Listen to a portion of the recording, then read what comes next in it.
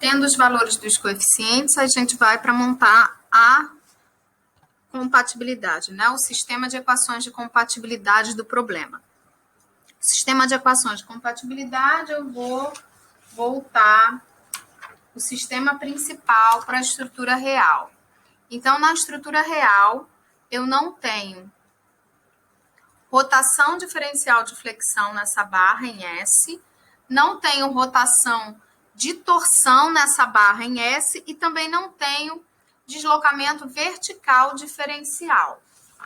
Então, eu escrevo essa superposição, que representa a compatibilidade, né, a volta ao sistema real. E nessa compatibilidade, da mesma forma que no exemplo 2, alguns dos coeficientes são nulos. Então, aqui lembrando, é o x1, que ele é a solicitação simétrica, é a única solicitação simétrica, enquanto o x2 e o x3 são solicitações antissimétricas. E a solicitação externa, ela não é nem simétrica nem antissimétrica. Então, aqui eu teria o delta 1, 2, o delta 1, 3, o delta 2, 1 e o delta 3, 1 iguais a zero. Monto esse sistema, montei aqui matricialmente, e aí eu fico... O que acontece aí? Eu desacoplo o sistema. Esse meu x1, como a solicitação externa não é antissimétrica, eu tenho o delta 1, 0 diferente de zero. Então, eu tenho um valor de x1, que essa é a diferença entre o exemplo 2 e esse exemplo, né, em relação à simetria, mas eu desacoplo o sistema. Ao invés de eu resolver um sistema de equações 3x3, eu vou resolver uma equação e um sistema de equações 2x2. Sempre que eu tenho uma estrutura simétrica, eu consigo, aplicando certos artifícios, esse é um deles, esse artifício que a gente aplicou, ele é um artifício que se chama grupo de incógnitas, em que eu divido os hiperestáticos em solicitações simétricas e antissimétricas em cima de um sistema principal também simétrico. Então, eu desacoplo o sistema. Eu, ao invés de resolver uma equação 3x3, um sistema de equações 3x3, eu vou resolver uma equação e um sistema de equações 2x2. Isso facilita muito, porque é muito mais fácil você resolver uma equação e um sistema 2x2 do que você resolver um sistema 3x3. Então, aqui eu tenho a primeira equação, eu simplesmente isolo x1 e resolvo. Eu fico com um sistema de duas equações e duas incógnitas. O que eu fiz aqui foi multiplicar a primeira equação por 0,6 e diminuir a segunda equação. Com isso, eu consigo isolar o x3 e obter o valor do x3 e depois, substituindo em 1 ou em 2, aqui eu substituo em 1, eu consigo encontrar o valor do x2. E aí eu passo para os efeitos finais, em que eu vou fazer a superposição dos efeitos. Então, eu vou olhar, eu olho essa solicitação da estrutura real, para ter uma ideia aí do que eu tenho que procurar, né? Então, o que eu vou fazer aqui nessa grelha, né? Eu vou analisar como é o comportamento das funções dos esforços. Então, eu tenho que, na barra B, na barra BC e na barra CD, o momento de torção ele é constante, porque eu não tenho nenhuma taxa de momento de torsor, de momento torsor distribuída. Não tem um momento torsor uniformemente distribuído aí, nenhum. Então, eu tenho um momento de torção constante em todas as barras. Então, quando eu fizer essa superposição, eu posso fazer direto por barra. Então, MT de AB, MT de BC e MT de CD. Foram as contas que eu fiz aqui para o momento de torção. Então, como é que eu vou fazer isso? Da mesma forma que eu fiz lá no exemplo 1 e no exemplo 2. Então, eu vou pegar o valor, né, na barra AB. eu tenho aqui, para solicitação externa, eu tenho um momento de torção igual, então aqui a barra B. Eu tenho um momento de torção igual a 90, então vou colocar 90. Aí eu boto x1 e coloco na barra AB, para x1 é igual a 1, o momento de torção vale menos 1, então x1 vezes menos 1. O valor de x2 vezes 0, porque na barra AB, para o x2 é igual a 1, o momento de torção é igual a 0. E o valor do x3 vezes 3, porque na barra AB, para x3 é igual a 1, o momento torsor é igual a 0. E aí, com isso, eu encontro o valor do momento de torção nessa barra B. Aí, depois, eu vou para a barra BC. Né? Então, na barra BC, na solicitação externa, eu não tenho nenhum momento de torção. Na solicitação externa, esse momento de torção nessa barra BC, ele é nulo, né? Tá até aqui. Então, eu tenho aqui na barra BS, eu nem tenho BC, aqui na solicitação externa, BC e CD é tudo zero. Todos os esforços zeros está tudo descarregado. Mas nessa BS eu tenho um momento de torção igual a 0. Então, 0. Aí, em x1 igual a 1, eu tenho o momento de torsor também nessa barra 0. Em x2 é igual a 1. O momento de torção na barra BC, né? BS e SC, né? Nas duas é menos 1, então tá aqui. E para x3 é igual a 1, tá aqui. O momento de torção na barra BC é igual a 0. Aí eu vou para a barra CD. Na solicitação externa tá tudo descarregado, então é 0. Para x1 é igual a 1, na barra CD eu tenho um momento de torção igual a 1, então tá aqui. Para x2 é igual a 1, eu tenho um momento de torção na barra CD igual a 0, então aqui x2 vezes 0. E para x3 é igual a 1, eu tenho um momento de torção na barra CD igual a mais 3. Então, tá aqui, x3 vezes 3. E aí eu encontro o valor do momento de torção. Quando eu olho, né, o que está acontecendo com a força cortante, eu percebo que eu tenho aqui na barra B, a força cortante vai ser uma constante, porque eu tenho taxa de carregamento transversal igual a 0. Nessa barra aqui, nessa parcela da barra BC, na parte BS, eu tenho uma variação linear da força cortante. E aqui, em SC, eu tenho a força cortante constante novamente. E na barra CD, a força cortante é constante também. Então, eu fiz exatamente a mesma coisa, né? Eu fui lá na solicitação externa. Então, a força cortante na barra AB, tá aqui. A força cortante na barra B, ela vai ser 60 na solicitação externa. No x1 é igual a 1, vai ser 0. Então, x1 vezes 0. No x2 é igual a 1, vai ser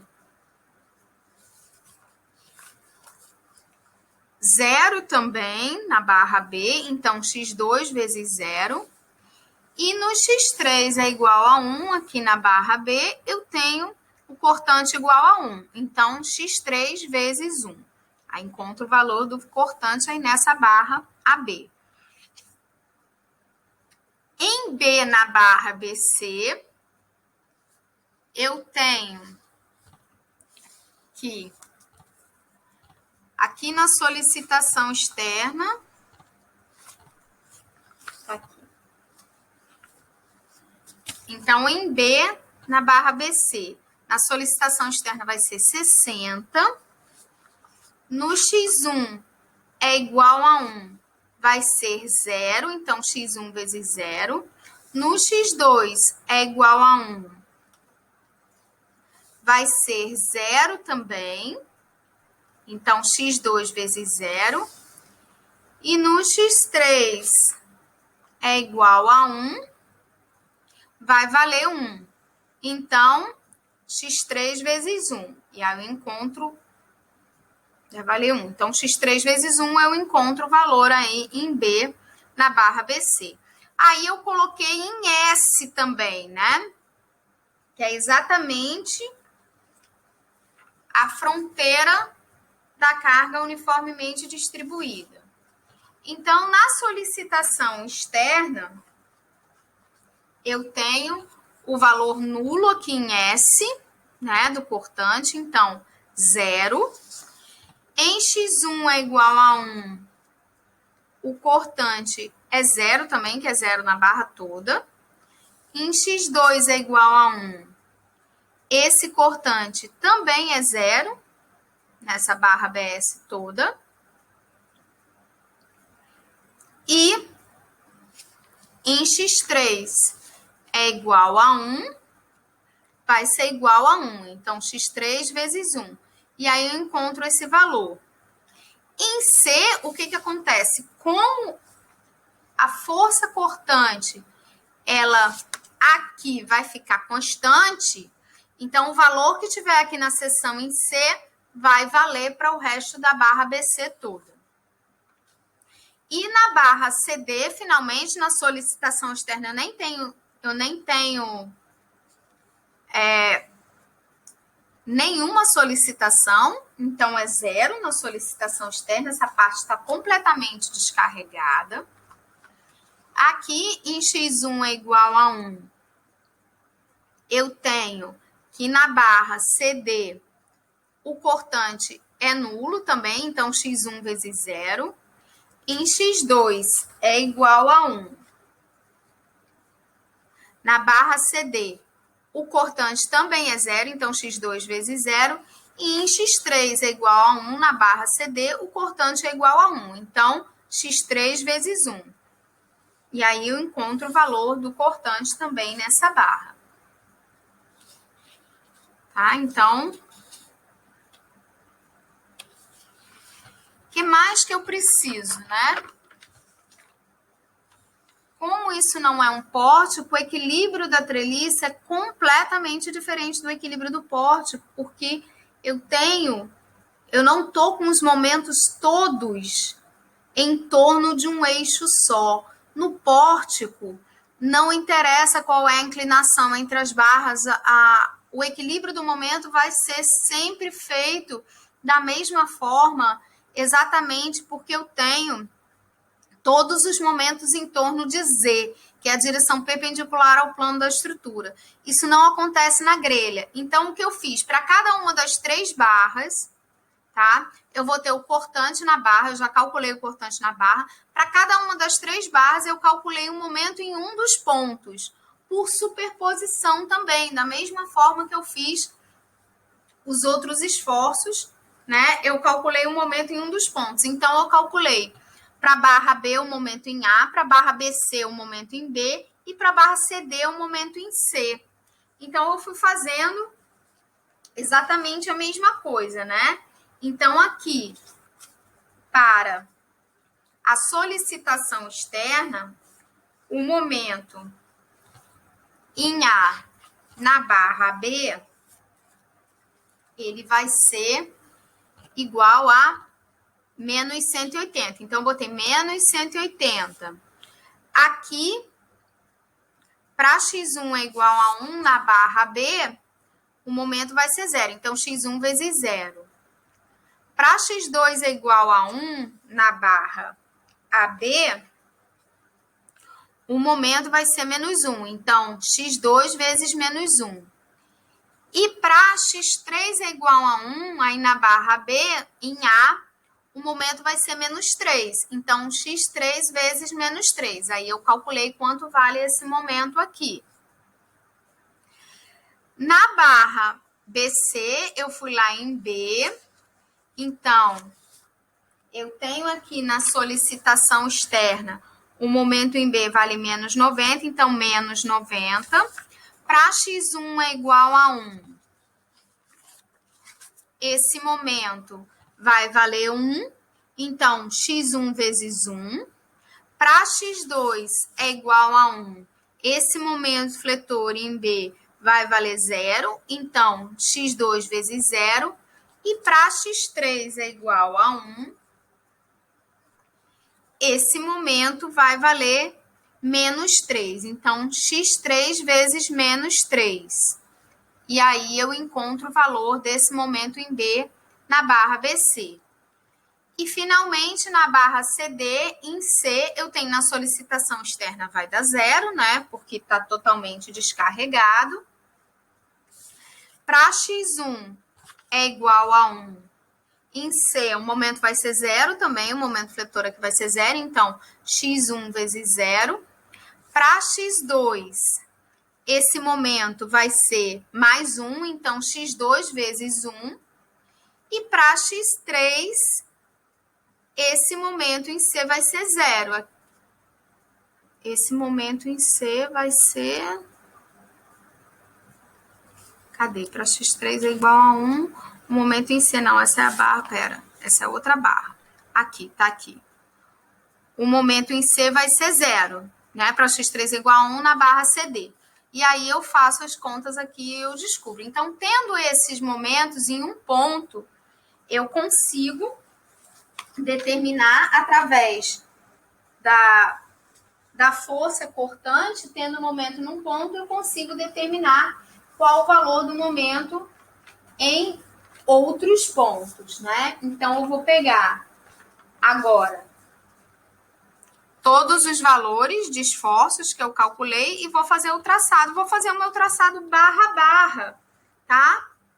Como eu tô fazendo em todas as solicitações, eu vou fazer esses efeitos finais também, o resultado final, eu vou fazer barra a barra. Então, aí na barra AB, eu tenho, então, o momento, vou começar pelo momento torsor. Eu tenho um momento torsor igual a 8,73 positivo. Então, vou marcar aqui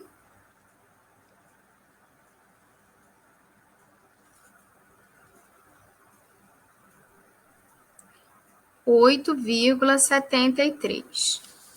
Aí, o cortante nessa barra, ele vai ser 43,91. Constante também. Então, vou marcar aqui.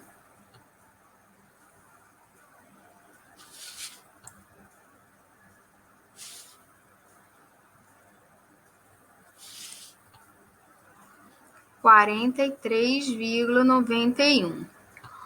O momento fletor aqui em A vai ser menos 123,39.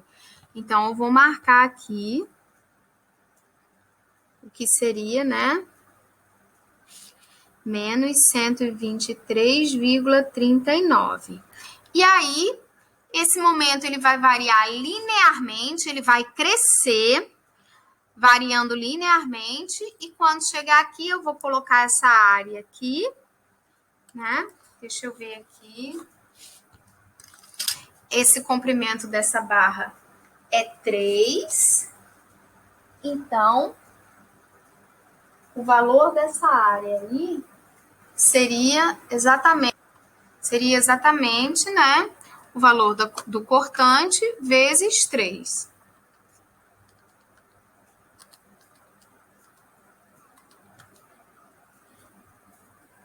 Né, que vai dar 131,73 quilonewtons metro. Então, quando eu somo isso, né, ao momento fletor aí, que é esse momento aqui, né? Então, eu vou somar essa área a esse momento negativo, que vai dar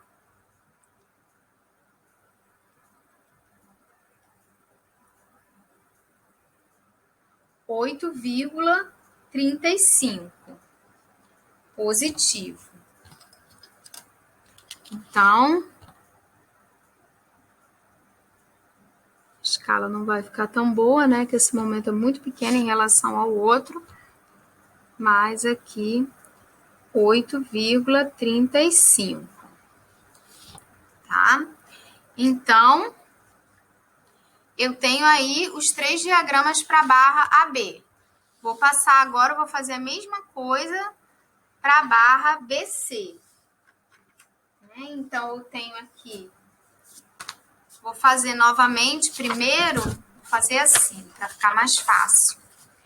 Vou fazer novamente primeiro o do torsor, que é mais fácil. Então, eu tenho aqui que deu 8,35 esse torsor aqui na barra BC. Tem um torsor de 8,35 também positivo. Então, eu vou colocar aqui.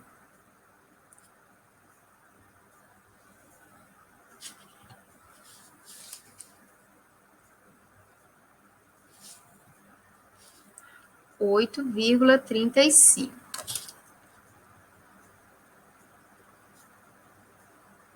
Deixa eu apagar aqui para não ficar. Pronto. E aí, eu vou agora fazer essa força cortante. Vou agora anotar a força cortante aí, né? E em B, essa força é de 43,91.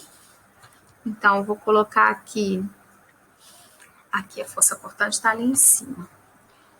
43,91. Eu vou botar uma escala aqui.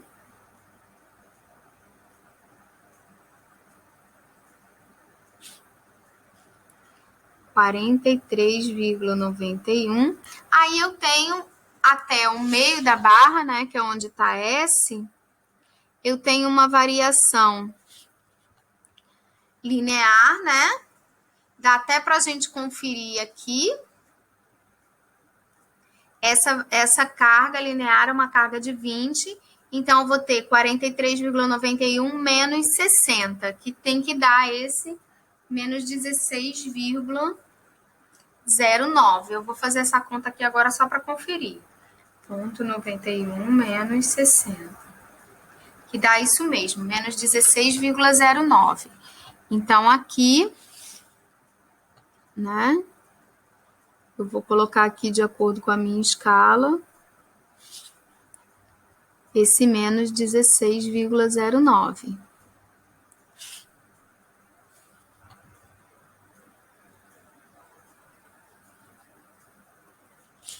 E aí ela fica constante até o final da barra, né?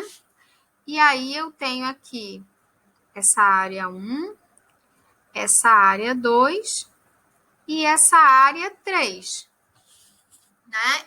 Eu primeiro faço aqui aquela semelhança de triângulos para descobrir qual é essa distância aqui, né? Então, eu vou fazer aqui, eu vou chamar de D. Essa distância aqui seria, deixa eu indicar aqui, 1,5 menos D.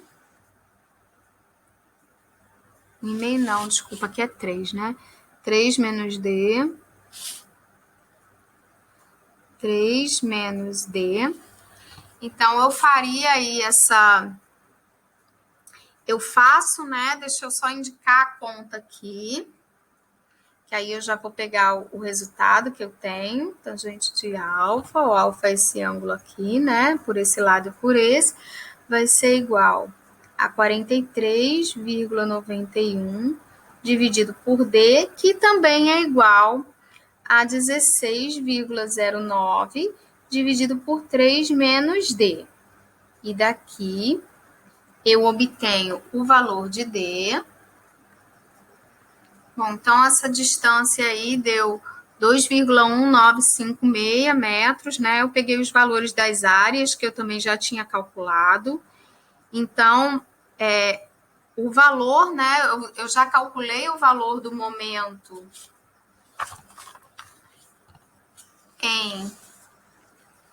em B, nessa barra, que deu menos 8,73. Eu vou colocar esse valor aqui. Menos 8,73. Menos 8,73.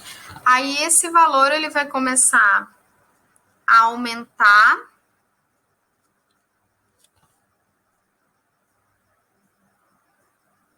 Vai aumentar quadraticamente. Deixa eu marcar aqui, mais ou menos, onde estaria o máximo. Vai começar a aumentar quadraticamente.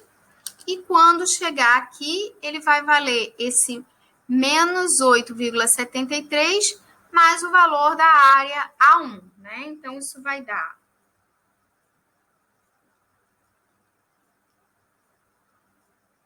39,47.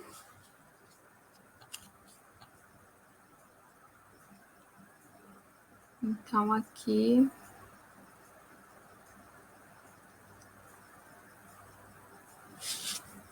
Vou marcar mais ou menos aqui. Vai ser um ponto de máximo desse momento aqui. Então, deixa eu traçar aqui só. Isso é uma curva de segundo grau. E aí, ele vai diminuir um pouquinho só mais.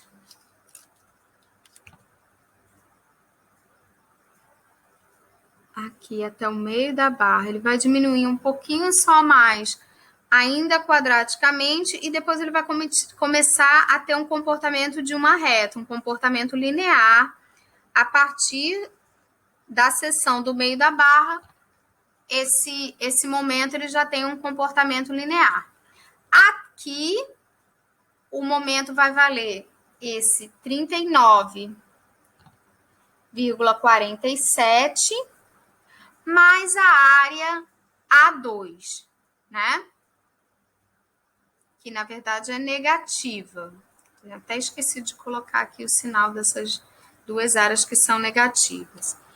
Que essa área, então, é negativa, então vai dar esse 39,47 menos 6,47 aqui, né? Então,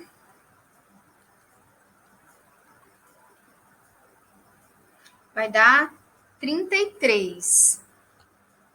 O valor desse momento aqui, o que é totalmente coerente, né? Porque o valor do meu X1, que é o momento fletor aqui, ele é exatamente 33. Então, tinha realmente que dar 33 aí. Então, daqui de 33, esse momento vai continuar decrescendo e o valor dele aqui vai ser 33 menos essa área 3 aqui, que vai ser menos... Na verdade, mais essa área 3, que a área 3 é menos 48,26. Então, se eu fizer essa conta, né, 33 menos 48,26, eu vou ter o valor de menos 15,27.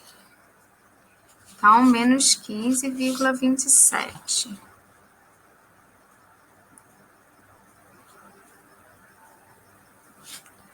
Menos 15,27 aqui.